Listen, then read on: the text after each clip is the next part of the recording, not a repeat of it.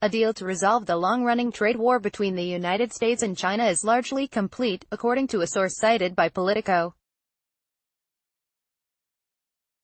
An unnamed senior administration official claimed that, as it stands, the work in progress currently spans around 140 pages and includes significant enforcement mechanisms that would see the re-imposition of U.S. tariffs on China if the Asian superpower breaks the terms of the deal.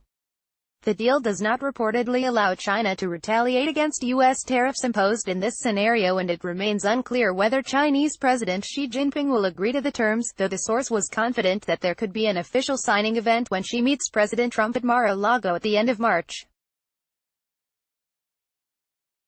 The news comes just a day after the Trump administration's top negotiator, Robert Lighthizer, appeared to contradict the president's claim that a deal was very, very close while speaking to Congress' Ways and Means Committee during a hearing on the administration's trade talks with Beijing.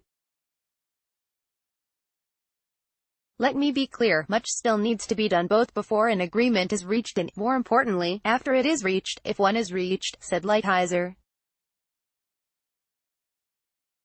Lighthizer continued in a pragmatic manner, adding that even a strong and enforceable deal would require a rigorous follow-up, and said it was likely that new trade problems would emerge. It is not the first time that Trump and his top negotiator have appeared to be at odds with each other, as earlier this week the president overruled Lighthizer's use of the term Memorandum of Understanding to describe the agreement that is being negotiated with China, instead opting for the simpler trade deal. This apparent static mere terminology has raised concerns among political analysts that Trump could interfere with Lighthizer's negotiations. Niall Ferguson, senior fellow at the Hoover Institution at Stanford University, told CNBC, "I think the big question is whether or not President Trump is going to overrule Robert Lighthizer and take a deal that Lighthizer would regard as inadequate, as weak.